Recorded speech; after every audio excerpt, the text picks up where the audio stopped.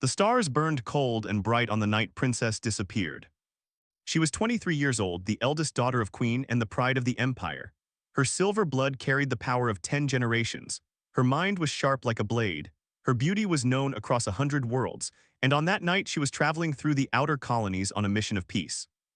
The royal ship moved silently through the darkness of space, stood by the large window in her private room, watching the distant planets pass by like glowing jewels. She wore a simple white dress, her long dark hair falling past her shoulders. Tomorrow she would meet with the leaders of the Rim colonies to discuss trade and protection. It was boring work, but important work. Her mother had trusted her with this mission. "Your Highness," said her guard captain, a tall male named, "you should rest. The journey is long." Smiled softly, "I will rest soon, Captain. I just want to watch the stars a little longer." She did not know that those would be the last peaceful moments of her old life. The attack came without warning. One moment the ship was sailing smoothly through the void. The next, explosions rocked the hull, red lights flashed, alarms screamed, was thrown to the floor as the ship shook violently. "Raiders!" shouted. He grabbed her arm and pulled her to her feet. "We must get you to the escape pods." The hallways were filled with smoke and fire. Could hear the sounds of battle, the sharp crack of energy weapons, the screams of dying soldiers. Her guards fought bravely, forming a wall around her as they pushed toward the escape bay. But the raiders were many and they were ruthless. Fell first, a blast caught him in the chest and he dropped to the ground without a sound. Wanted to stop, wanted to help him, but strong hands pushed her forward. "Go, Princess," another guard shouted. "You must live." They reached the escape bay. Only one pod remained. The guards pushed inside and sealed the door before she could protest. "Wait," she screamed, pounding on the glass. "Let me out, I order you to." But the pod launched. She was thrown back into her seat as the small vessel shot away from the dying ship. Through the tiny window she watched as the royal cruiser exploded in a ball of white fire, all her people, all her guards, gone in an instant. Screamed until her throat was raw. Then she cried until no more tears would come. And then she sat in the darkness of the pod, alone, as the stars carried her away to an unknown fate. The pod drifted for 3 days. Its navigation system was damaged and had no way to send a distress signal. She had a small supply of water and food, but she knew it would not last long. She prepared herself for death. But death did not come. Instead, the pod was caught by the gravity of a small blue planet. Watched through her window as the world grew larger and larger, green lands and blue oceans. White clouds swirling in the atmosphere. It was beautiful in a simple way, not like the grand crystal cities but beautiful still.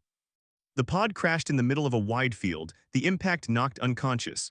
When she woke, she was no longer in the pod. She was lying on a soft surface covered with rough fabric. Her body ached, her head throbbed, but she was alive. "You are awake," said a voice. Turned her head, a man sat beside her, watching her with curious eyes. He was not. His skin was a warm brown, weathered by sun and wind. His hair was black and messy. His eyes were dark but kind. He wore simple clothes stained with dirt.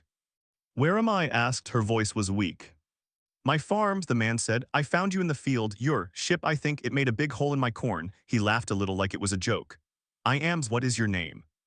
Hesitated, should she tell this strange creature who she was? But what did it matter now? She was lost. Her ship was destroyed, her people were dead, she was no longer a princess. She was just a survivor. "Oh," she said, "my name is." Nodded. "That is a pretty name. You rest now. I will bring you soup." He stood up and walked away, looked around the room. It was small and simple, wooden walls, a single window, a few pieces of old furniture, nothing like the grand chambers of the imperial palace. And yet there was something warm about it, something safe. She stayed with for many weeks. Her injuries healed slowly. Silver blood was strong, but even it could not fix everything at once. During this time, she learned about the planet she had landed on. It was called Earth, and the creatures living there were called humans. Humans were strange beings. They were weaker than in every way. Their bodies were fragile. Their lives were short. They could not survive in the cold of space. They could not see in the dark. They aged and died so quickly that it seemed like a cruel joke. But they had something else, something that had never seen before. They loved without reason. They hoped without evidence. They fought even when they had no chance of winning. They laughed in the face of death and cried over the beauty of a sunset. They were messy and loud and completely illogical. And found herself fascinated by them. Was a simple farmer. He grew vegetables and raised animals. He woke up every morning before the sun and worked until the stars came out. His hands were rough and calloused. His back was bent from years of hard labor, but he smiled easily and laughed often. He shared his food with even though he had little. He gave her his bed and slept on the floor. He asked nothing in return. "Why do you help me?" asked one evening. "You do not know me, I could be dangerous." Shrugged, "You needed help, that is enough reason." It was such a simple answer, such a human answer. Did not understand it, but she felt something warm bloom in her chest. Months passed, tried to find a way to contact her people, but Earth's technology was primitive. They had no way to send messages across the stars. She was trapped on this small planet, cut off from everything she had ever known. At first she was angry, then she was sad. Then slowly she began to accept her fate. She helped with his farm, she learned to plant seeds and harvest crops. She learned to cook human food and wash human clothes. She learned the language of this country, Korean, they called it, and the customs of these people. And she fell in love. It happened slowly, like the changing of seasons. One day she looked at and realized that he was no longer just her rescuer. He was her friend, her companion, her home. 3 years after she crashed on Earth, married in a small ceremony under the cherry blossoms. She wore a simple white dress, not so different from the one she had worn on the night of the attack. But this time she was not a princess on a diplomatic mission. She was just a woman, a wife. She chose to forget her old life. She buried her royal robes and her silver jewelry in a box beneath the old oak tree behind the farmhouse. She stopped looking at the stars and dreaming of rescue. She became Park, a farmer's wife on a small planet called Earth. And for the first time in her life, she was truly happy. The first time held her daughter, she cried. The baby was small and wrinkled, with a tuft of black hair and the loudest cry had ever heard. But when the nurse placed the child in her arms, the crying stopped. The baby opened her eyes and saw something that made her heart skip. The eyes were dark lakes, but there were tiny flecks of silver in them, like stars scattered across a night sky. "She is beautiful," whispered. He stood beside the bed, tears running down his weathered cheeks. "Our daughter, our little miracle." Touched the baby's soft cheek. Half human, the first of her kind. Scientists on her would have called this child an impossibility. They would have said that the blood of could not mix with the blood of Earth, but here she was, breathing and crying and alive. I said softly, "Her name will be." 2 years later held another baby. A boy this time, with his father's easy smile and his mother's stubborn chin. His eyes were pure human brown with no silver to be seen. But when looked at him, she felt the same overwhelming love that she had felt with. She said, "He will be our little son." Life on the farm was hard but good. Woke every morning before dawn to feed the animals and tend the crops. Worked beside her, his strong hands never stopping, his smile never fading. They had little money and even less rest, but they had each other. They had their children, that was enough. Grew into a curious child. She was always asking questions, always wanting to know how things worked. She would take apart old machines just to see what was inside. She would stare at the sky for hours, watching the clouds move and the birds fly. Her silver-flecked eyes saw things that others could not see. "Mama," she asked one night, "why are my eyes different from the other children?" Felt a chill run down her spine. She had known this moment would come. She had prepared for it, but still she was not ready. "Because you are special," she said carefully. "You are my daughter and you have a piece of the stars inside you." Frowned, "What does that mean?" Pulled her daughter close and began to tell her a story. She told her about a kingdom in the sky, ruled by a powerful queen. She told her about a princess who fell from the stars and landed on a strange planet. She told her about love and loss and the choice to start a new life. "Is the story true?" asked when it was over. "Maybe," said with a smile, "or maybe it is just a fairy tale. What do you think?" Thought for a moment. "I think it is true, because your eyes look sad when you talk about the queen. Children see more than adults give them credit for." Was different from his sister. Where was sharp and curious, was warm and gentle. He loved to help his father in the fields, even though his small hands could barely hold a shovel. He made friends with every animal on the farm. He cried when the old cat died and insisted on giving it a proper funeral. "He has a soft heart," said proudly, "just like his mother." Laughed, "I think he takes after you more than me." They were a happy family, 4 people living in a small house on a quiet farm far away from the troubles of the galaxy. Almost forgot about her old life. Almost forgot about the silver throne and the crystal spires and the cold, beautiful empire she had left behind. But the universe does not let us forget so easily. Was 4 years old when the accident happened. It was harvest season, the busiest time of year. Was working in the far field, driving the old tractor through rows of golden wheat. Was in the kitchen, preparing lunch. Was playing with her brother in the yard. They heard the crash from half a kilometer away. She ran faster than she had ever run, her blood giving her speed that no human could match. But when she reached the field, she knew it was too late. The tractor had tipped over, rolling down the steep hill and crushing everything in its path. Lay beneath it, still and silent. No whispered, no, no, no. She lifted the tractor with her bare hands, throwing it aside like it weighed nothing, but even her strength could not bring back the dead, was gone. His kind eyes were closed forever. His rough hands would never hold hers again. Screamed, it was a sound of pure grief echoing across the empty fields. The sky seemed to darken as if the world itself was mourning. The children came running, stopped at the edge of the field, her face white with shock, did not understand. He tugged at his mother's sleeve, asking why father was sleeping in the dirt, why mother was crying, why the sky was so dark. Papa is gone, said through her tears. Papa went to the stars. They buried beneath the old oak tree next to the box that held royal treasures. She stood at the grave with her two children, one holding each hand, and watched as the sun set over the farm. The sky turned orange and pink and purple, the most beautiful sunset she had ever seen. Humans die so easily, she thought. Their lives are so short, so fragile. And yet they love so deeply that their deaths leave holes in the world that can never be filled. The next few years were the hardest of life.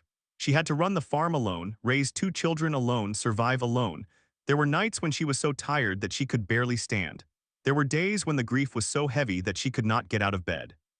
But she got up anyway, she worked anyway, she survived anyway. Because that is what humans taught her to do. She watched her children grow, became more like her every day, stubborn, proud, with a temper that could shake the walls. But she was also brave and loyal and fiercely protective of her little brother, remained gentle and kind, but there was strength beneath his softness. He never complained, never gave up, never stopped smiling even when things were hard. Taught them both her language, the ancient tongue of with its musical tones and complex grammar. Learned quickly, her sharp mind absorbing every word. Struggled more, but he practiced every night until he could speak it almost as well as his sister. Why do we need to know this language, Mama? Asked one evening. Nobody else on earth speaks it. Knelt beside her son and took his small hand in hers. Because it is a part of you, she said.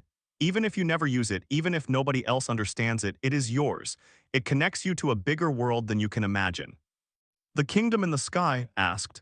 She was standing in the doorway, listening as she always did. Yes, admitted, the kingdom in the sky. Will we ever go there? Did not answer, she did not know how to answer. Part of her hoped that they would never be found, that they could live out their lives in peace on this quiet planet. But another part of her, the part that still remembered the cold beauty of the crystal throne, knew that the past could not stay buried forever. 9 years after his death, the sky changed. Was hanging laundry in the yard when she felt it, a vibration in the air, a pressure in her chest. She looked up and saw something that made her heart stop. A light was descending from the clouds. Not a plane, not a meteor, a ship, a ship. She stood frozen, the wet clothes falling from her hands. 12 years she had been on this planet, and now they had found her. Her mother had found her. Came running from the house. Mama, what is that? Followed close behind, his eyes wide with fear and wonder. Grabbed both of their hands and held them tight. Whatever came next, she would face it with her children. She had fallen from the stars as a princess. She would rise to meet them as a mother. The ship landed in the middle of her field, crushing her corn just as her escape pod had crushed corn all those years ago. History, it seemed, had a sense of humor. The hatch opened. Soldiers marched out, their silver armor gleaming in the morning light. Behind them came officials in flowing robes, their faces stern and unreadable. And then a hologram flickered to life. A tall woman with silver hair and cold, beautiful eyes. Queen's mother, the woman who had raised her, trained her, prepared her to rule an empire. The woman who had never stopped searching for her lost daughter. The queen's voice echoed across the field, "My child, you are alive." Stood straight and tall, her children pressed against her sides. 12 years of farming had changed her body but not her spirit. She was still a princess. She was still a daughter of. But she was also something more now, something that the queen had never seen before. She was a mother, a human mother, and she would not let anyone take her children away. "Hello, mother," she said, her voice steady. "We need to talk." The soldiers stood in perfect formation, their faces hidden behind silver helmets. The officials watched with cold, calculating eyes. The hologram of Queen flickered in the morning breeze, her image wavering like a ghost. But did not move. She stood at the door of her farmhouse, her children's hands clasped firmly in her own, and faced the army that had come to claim her. "Princess," one of the officials stepped forward. He was tall and thin with a sharp nose and sharper eyes. "I am minister sent by Her Majesty the Queen to escort you home. The Empire has mourned your loss for 12 years. We are overjoyed to find you alive." His voice said overjoyed, his face said something else entirely. Recognized the look. She had seen it many times in the imperial court, the look of a predator studying its prey, searching for weakness. Minister was not here to welcome her home, he was here to evaluate her, to judge whether the lost princess was still useful to the Empire. I thank you for your concern, Minister, said, keeping her voice calm. But as you can see, I am no longer alone. I have a family now, children who were born on this planet who have never seen. Any discussion of my return must include them. His eyes moved too, and his expression shifted just for a moment, just enough for to notice from cold evaluation to something darker. Disgust, revulsion, fear. These are your children, he asked carefully. These are my children, confirmed. Who is 9 years old, who is 7. Their father was a human man named who died 5 years ago. They carry both my blood and his. The soldiers stirred uneasily.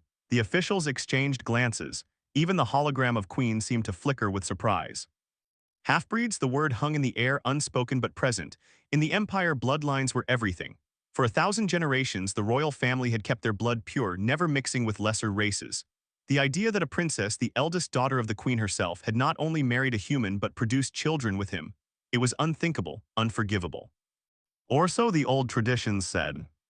Your Highness, said, his voice strained, the Queen's orders were clear, you are to return to immediately. There was no mention of additional passengers. Then you will need to get new orders, replied.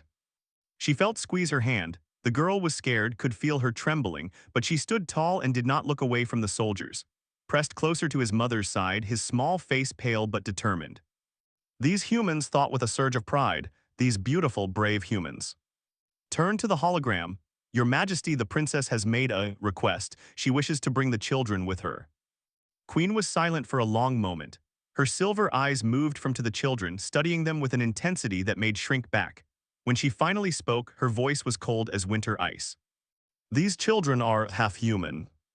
Yes, mother, said, half human, half you. Another silence. Could feel the weight of it pressing down on her shoulders. She knew what her mother was thinking. She knew the calculations running through that brilliant, ruthless mind. Politics, power, the reaction of the court, the future of the empire. But she also knew something that her mother did not. She knew what it was like to hold a baby in her arms and feel love so powerful that it could move mountains. She knew what it was like to watch children grow, to teach them, to protect them, to sacrifice everything for them. She knew what it was like to be a mother. And mothers do not abandon their children. I will return to, said, her voice rising so that every soldier, every official could hear. I will stand before the court. I will answer for my choices. But I will not, I repeat, I will not leave my children behind on this planet. If the Empire wants its princess back, it will take her family as well, all of it. And if the Empire refuses, asked softly. Smiled, it was not a pleasant smile. Then the Empire can explain to the Queen why her only living heir chose to remain on a backwater planet instead of returning to claim her birthright. His face went pale, he understood the threat. His younger sister had died years ago in a plague that swept through the colonies, that made the sole heir to the throne. If she refused to return, the succession would be thrown into chaos. Civil war would follow, the Empire might not survive. You would destroy everything, whispered. Your own people, your own mother, for the sake of 2 half-breed children. I would burn the galaxy to ash for my children, said simply. Do not test me, Minister. The hologram of Queen raised one hand, the soldiers snapped to attention, fell silent. The Queen said slowly, you have changed. I have lived, mother, I have loved, I have lost. I have raised children on a world that knows nothing of our empire or our ways. Yes, I have changed, but I am still your daughter, I am still. The Queen was quiet for a long time, could see the emotions playing across her mother's face, anger, confusion, grief, and something else. Something that looked almost like hope. Bring them, the Queen said finally. Bring the children, we will discuss their place in the Empire when you arrive. His mouth fell open. Your Majesty, the court will never accept. The court will accept what I tell them to accept, Queen interrupted. Am I not the Queen? Is my word not law? Bowed his head, of course, Your Majesty. The hologram flickered and died. Let out a breath she did not know she had been holding. Her legs felt weak. Her hands were shaking, but she had won. She had bought her children a chance. Mama whispered, what is happening? Knelt down so that she was eye level with her daughter. We are going on a journey, she said. A very long journey to a place far away from here. It is the kingdom in the sky that I told you about, the place where I was born. The place with the Queen, your mother. Yes, my mother's, your grandmother's. Silver-flecked eyes went wide. I have a grandmother. You do, and she wants to meet you, both of you. Tugged at sleeve, will we come back to the farm, to Papa's grave? Felt tears prick at her eyes, her son always thinking of his father, always carrying that gentle heart. I do not know, she said honestly, but wherever we go we will carry Papa with us. In our memories, in our hearts, he will always be a part of us. They walked to the ship together, held both of her children's hands, guiding them past the rows of soldiers, past the watchful eyes of the officials, past everything they had ever known. At the bottom of the ramp, she paused. She looked back at the farmhouse, the small wooden building where she had found love, raised a family, and learned what it truly meant to be alive. She looked at the fields where had worked every day of his life. She looked at the old oak tree where her treasures were buried, where her husband's body rested. Goodbye, she whispered. Thank you for everything. Then she turned and walked into the ship, her children at her side. The journey took 3 weeks, spent most of that time preparing her children for what was to come. She taught them the customs of the court, how to bow, how to speak, how to move. She warned them about the dangers they would face. There will be people who do not like us, she explained. People who think we do not belong, they will say cruel things, they will try to hurt us. But we must be strong, we must be brave, we must show them that we are worthy. Worthy of what? Asked. Worthy of respect, worthy of love, worthy of a place in the stars. Nodded solemnly, I will be brave, Mama, like Papa was. Pulled both of her children into a tight hug. You are already braver than you know. When the ship finally dropped out of hyperspace and came into view, felt her breath catch in her throat. The planet was exactly as she remembered, a world of crystal and light with cities that sparkled like diamonds and oceans that glowed with bioluminescent life. It was beautiful, it was cold, it was home. And it was waiting to judge her children. The ship descended toward the Imperial Palace, a massive structure of silver spires and glass walls that rose from the center of the capital city. Crowds had gathered below, thousands of staring up at the vessel that carried their lost princess. Are those all people? Asked, pressing his face against the window. Yes, said they have come to see us. Why? Because we are different, because we are new, because they do not know what to make of us yet. The ship landed in the royal courtyard. The hatch opened and bright sunlight flooded in. Stood at the top of the ramp, her children beside her, and faced her for the first time in 12 years. She took a deep breath, then she clasped her children's hands and began to walk. Whatever came next, they would face it together, as a family, as humans. As something the Empire had never seen before. The Imperial Palace was even larger than remembered. The halls stretched endlessly, lined with statues of ancient kings and queens. The walls glowed with soft blue light, pulsing gently like a heartbeat. The air smelled of flowers that grew only on, sweet and strange. And walked close to their mother, their eyes wide with wonder and fear. They had never seen anything like this place. The farm on Earth had been small and simple. This was a world of crystal and silver, of power beyond imagination. Guards escorted them through the palace, their footsteps echoing on the polished floors. Nobles stopped to stare as they passed. Some whispered to each other behind delicate fans. Others simply watched with cold, calculating eyes. They are looking at us, whispered. Let them look, replied. Keep your head high, you are my children, you bow to no one but the queen. They reached the throne room at last. The doors were 3 times as tall as a person, made of solid silver carved with images of stars and moons. 2 guards pushed them open and stepped inside with her children. The room was vast. 100 nobles stood along the walls, dressed in flowing robes of every color. At the far end, on a throne of pure crystal, sat Queen. She looked older than the hologram had shown. Her silver hair was streaked with white. Her face was lined with the marks of time and grief. But her eyes were as sharp as ever, and they fixed on with an intensity that made the princess want to step back. Did not step back, she walked forward, her children's hands clasped in hers, until she stood at the base of the throne. Mother, she said, bowing her head, I have returned. Queen did not speak for a long moment. She simply looked at her daughter, at the woman had become. Then her eyes moved to the children, and her expression shifted in ways that could not read. You may rise, the queen said finally. Her voice filled the room without effort. Welcome home, we have waited long for this day. Too long, someone muttered from the crowd. Heard scattered laughter quickly silenced.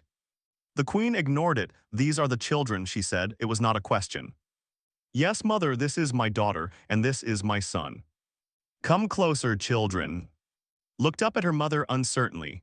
Nodded. Together, the 2 children walked forward until they stood directly before the throne.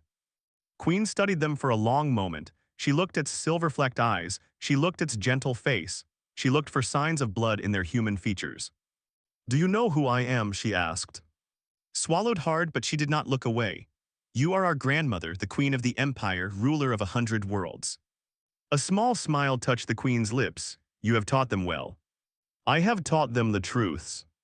The queen nodded slowly. Then she stood from her throne and descended the steps until she was standing before the children. She was tall, even taller than remembered. Her presence seemed to fill the entire room. Welcome to, she said to, and you are blood of my blood. Whatever else they say about you, never forget that. Unable to contain himself any longer, burst out, your throne is very shiny. The court gasped. A child had spoken out of turn to the queen herself. It was unthinkable, it was a scandal. But Queen laughed. It was a small laugh, barely more than a breath, but it was real. Yes, she said, it is very shiny, perhaps too shiny. I have always thought it could use some color. The tension in the room eased slightly, but knew it would not last. She could feel the hostility radiating from the nobles, the barely hidden contempt. They were waiting for the right moment to strike. That moment came sooner than she expected. Your Majesty, a voice called out. A man stepped forward from the crowd, minister, his thin face twisted into a smile that did not reach his eyes. While we all rejoice at the princess's return, there is a matter that must be addressed, the matter of succession. The queen's expression hardened. Speak. The princess is the sole heir to the throne, that is undisputed, but her children, he paused, letting the word hang in the air. Her children are not pure, they carry human blood, primitive blood. Can such creatures truly be considered part of the royal line? Murmurs rippled through the court. Some nobles nodded in agreement. Others looked uncomfortable but did not speak. Felt her blood grow hot, she stepped forward, placing herself between and her children. My children are not creatures, she said, her voice cold as ice. They are the of the queen, they carry the blood of in their veins, that is enough. Is it? Spread his hands wide. Forgive me, your highness, but we have only your word for that. How do we know these children possess any qualities at all? How do we know they are not simply human? What would you have me do? Demanded. Cut them open so you can examine their blood. Nothing so crude, smiled his thin smile. Merely a test, the trial of starlight. Surely you remember it, princess. Every heir to the throne must pass it before they can be recognized. Your children claim to be heirs, let them prove it. The court erupted in whispers. The trial of starlight was ancient, dating back to the founding of the empire. It tested the mind, the body, and the spirit. Even full-blooded children sometimes failed, for half-human children who had never been trained. It was a death sentence wrapped in tradition. Absolutely not, said. They are too young, they have never trained for such a trial. Then they are not fit to be heirs, replied smoothly. Surely the princess understands. The empire cannot be led by those who are weak. If the children cannot pass a simple trial, how can they ever hope to rule? Opened her mouth to argue, but a small hand tugged at her sleeve. Mama, it was, her silver-flecked eyes were bright with determination. What is this trial? It is a test, said reluctantly. A very difficult test. You would have to face challenges of the mind and body. It is designed for who have trained for years. But if we pass, they have to accept us. You do not understand. I understand, squeezed her mother's hand. I understand that these people think we are weak because we are human. I understand that they will never stop looking down on us unless we prove them wrong. I understand that running away never solved anything. She looked at her brother. Right. Nodded, his face pale but determined. Papa always said that falling down doesn't matter. What matters is getting back up. Felt tears prick at her eyes. Her children, her beautiful, brave, stubborn children, they were so much like their father, so much like the best parts of humanity. She turned to face the court. My children accept the challenge. Smile widened. Excellent. The trial will be held tomorrow at dawn. May the stars watch over them. He bowed and stepped back, clearly satisfied that he had won. But saw the look in her mother's eyes. The queen was watching her with something that might have been curiosity or hope. That night sat with her children in their quarters. The room was large and cold, nothing like their warm farmhouse on Earth. But they huddled together on the bed and told them stories of their father. Papa was the bravest person I ever knew, she said. He was not strong like he could not lift heavy things or run fast or live for centuries. But he had something that many do not have. He had heart. He loved deeply. He hoped fiercely. He never, ever gave up. I remember, said softly. He used to carry me on his shoulders and tell me I could touch the clouds. And he would make funny faces to make us laugh, added, even when he was tired from working all day. Nodded, that is what made him special. That is what makes all humans special. You feel so much, you try so hard, you love so completely. She touched both of their faces. Tomorrow they will test you, they will try to break you, but remember who you are, remember what your father taught you, remember that you are human. We are also said. Yes, you are both, you are something new, something the galaxy has never seen before, smiled through her tears. Show them what that means. The children fell asleep in her arms, their breathing slow and peaceful. Stayed awake through the night, watching the stars through the window and praying to whatever gods might be listening. Let them be strong enough, let them be brave enough, let them survive. Dawn came too quickly.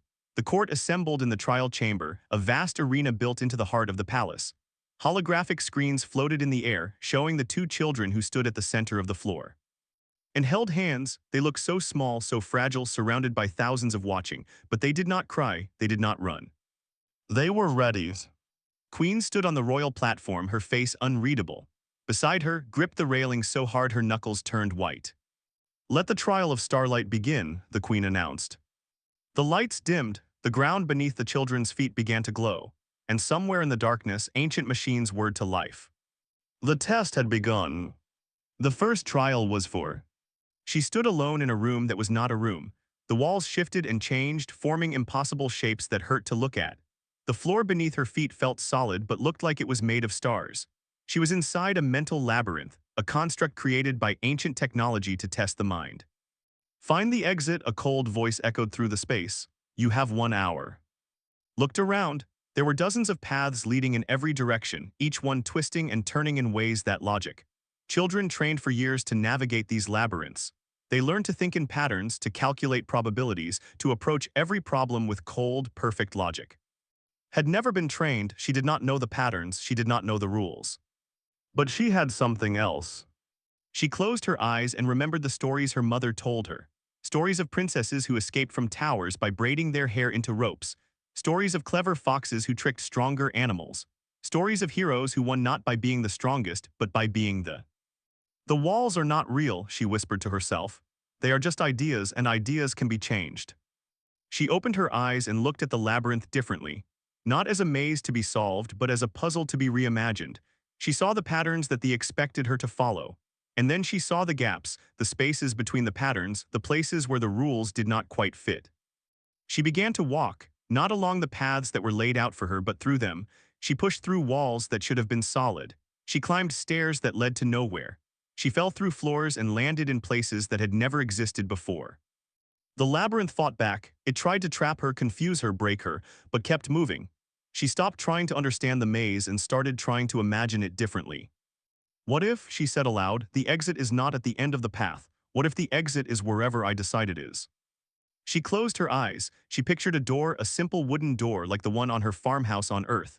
She imagined turning the handle. She imagined stepping through. When she opened her eyes, she was standing outside the labyrinth. The trial was over. In the observation room, the nobles stared at the screens in shock. No one had ever completed the mental trial that way. No one had ever imagined their way out. It was impossible. It was unprecedented. It was human. The girl has passed, Queen said, her voice betraying nothing. The first trial is complete.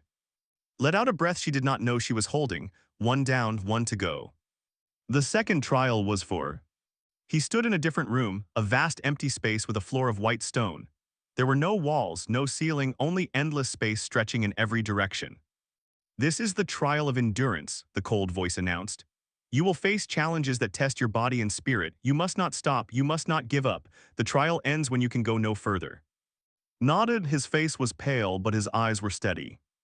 The first challenge appeared, a steep hill made of loose sand, began to climb. His legs burned, his lungs ached. For every 3 steps forward, he slid back 2, but he kept climbing. In the observation room, Minister smiled. The boy is weak, look how he struggles. A child would have reached the top already. Said nothing, she watched her son climb, her heart breaking and swelling with pride at the same time. Reached the top of the hill. He barely had time to catch his breath before the next challenge appeared, a river of freezing water that he had to swim across. Then a wall of fire that he had to run through. Then a field of thorns that tore at his skin with every step. He fell again and again he fell. His hands were bleeding, his clothes were torn, his whole body shook with exhaustion. He cannot continue, said with satisfaction. End the trial, the boy has failed. No, it was Queen who spoke. She was watching her grandson with an expression that no one could read. The trial ends when he stops, he has not stopped. Was on his hands and knees. He could barely see through the sweat and tears. Every part of him screamed to give up, to rest, to let the darkness take him. But then he heard his father's voice. Not really, had been dead for years, but in his memory, as clear as if he were standing beside him. Falling down doesn't matter, son. What matters is getting back up. Put one hand forward, then the other. He pushed himself to his feet, swaying like a tree in a storm, and he took another step. And another's. And another's. The challenges kept coming. Walls to climb, weights to carry, distances to run. Each one should have been impossible for a 7-year-old human boy. Each one pushed him beyond every limit he had. He fell 17 times. 17 times his body hit the ground. 17 times the nobles shook their heads and waited for him to stay down. 18 times he got back up. Finally, after what seemed like hours, the voice spoke again. The trial is complete. The boy has passed. The observation room exploded in whispers. Impossible, unthinkable, a half-human child had passed the trial of Starlight. His face was white with rage. This is a trick. The trial must have been made easier. I demand an investigation. There was no trick, Queen said quietly. She stood from her seat, her silver robes flowing around her. I designed these trials myself 50 years ago. They were the same trials I faced as a child, the same trials my daughter faced. She looked at the screen where stood swaying on exhausted legs, blood dripping from his hands, a small smile on his face. The boy passed fairly, both of them did. She walked out of the observation room, her guards falling in behind her. The nobles scrambled to follow, buzzing with confusion and whispered arguments. Ran to her children. They were in the recovery chamber, lying on soft beds while medical drones treated their wounds. When she burst through the door, both of them looked up with tired smiles. Mama said, "Did we do good?" Threw her arms around both of them, tears streaming down her face. You did amazing, both of you. I am so proud, so proud. I fell a lot, admitted, but I remembered what Papa said. I know, baby, I know. The doors opened again. Queen entered, alone this time. She walked slowly to the bed where her lay, and she stood there for a long moment looking at them. You surprised me, she said finally, both of you. Lifted her chin. We are not just grandmother, we are also human. Mama says that is our strength. Your mother is wise. The Queen looked at, and something passed between them, an understanding that had not existed before. I spent 12 years grieving for a daughter I thought was dead. I blamed myself. I blamed the galaxy. I closed my heart to everything but duty and power. She knelt beside the bed. The Queen of the Empire knelt and took her hands in hers. I see now what my daughter found among the humans. It is not weakness. It was never weakness. It is love, wild, stubborn, illogical love. The kind that makes you get up 18 times after falling 17. The kind that makes you imagine doors where there are only walls. She looked up at, you have brought something new to our bloodline, something we had forgotten we needed. I am sorry I doubted you. Took her mother's hand. I am sorry I stayed away so long. The Queen rose and turned to face the door, where dozens of nobles and officials had gathered to watch. Her voice rang out, clear and commanding. Let it be known throughout the Empire, Princess has returned, and her children, Mai, are recognized as legitimate heirs to the throne. Any who object may challenge them to another trial. She smiled coldly. But I would not recommend it. No one objected. Years passed and grew up in the crystal palaces of, but they never forgot their roots. They visited Earth whenever they could, tending the farm where they were born, placing flowers on their father's grave. When Queen finally passed into the stars, took the throne. She was the first half-human empress in history, and many expected her to fail. But she did not fail. She brought art and music and passion to an empire that had grown cold. She encouraged creativity and emotion, things that had long suppressed. She made allies with species that had been enemies for centuries simply by treating them with kindness and respect. Served as her chief advisor. His gentle heart, which the nobles had once mocked as weakness, became his greatest asset. He could sense what people needed before they knew it themselves. He diffused conflicts with patience and understanding. He never raised his voice, never lost his temper, never stopped believing in the good in people. Together, they transformed the empire.